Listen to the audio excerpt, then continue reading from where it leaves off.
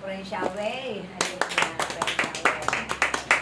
Tayo po idala ko na sa pagbabasa ng mabuting balita ng ating Panginoon. Mga kapatid, ano po ba yung mabuting balita? Ito yung ararapat na pahalagahan nating lahat. Tayong lahat na nilikha ng Diyos. Dapat ito ay nauunawaan natin dahil ito yung kanyang salita na makapangyarihan. At ito ang magiging gabay ng ating araw-araw na pamumuhay.